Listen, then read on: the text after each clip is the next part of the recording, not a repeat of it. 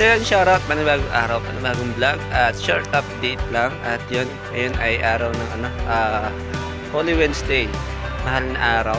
At nandito tayo ngayon sa simbahan ng Pasakaw. At yan, dito tayo sa labas. At inantay ko lang yung pagdaan ng prosesyon. May kasi ngayon prosesyon at parada ng mga santo ngayong Wednesday.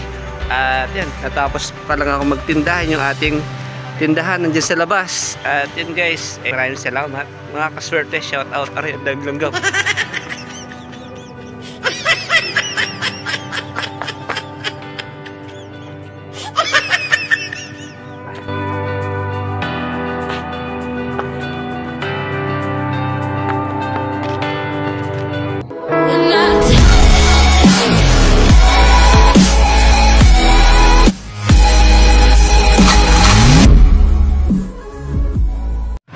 So yan, shout out mga kaswerte. At yun, nakatapos lang natin magtinda. Time check 6:40 na ng gabi.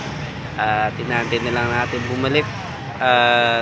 Dito yung mga santo na nagparada. Nandito ka tayo sa simbahan ng bayan ng Pasakaw. At yun, medyo inaayos pa yung sa bandang likod. Nire-renovate, mas pinapaganda. Shout out sa lahat ng tiga Pasakaw.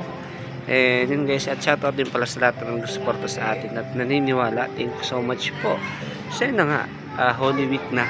Ngayong Holy Week, panahon ng pagninilay-nilay at pag-alala lalo kay Lord, diba? Kay Jesus. Sa linggo, mas maraming tao dito. Linggo ng pagkabuhay.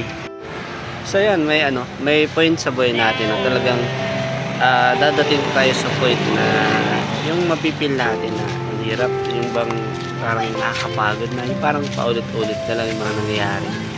Pero yun, sa araw ng diba, Holy Week, alalahanin natin yun, yung mga ginawang sakripisyo sa atin, yung para sa atin, ng ating Panginoon, na sobrang sakripisyo para sa pagmamahal niya para sa atin, na ginawa niya lahat. Kaya yung sarili ng buhay ay dami niya sa atin.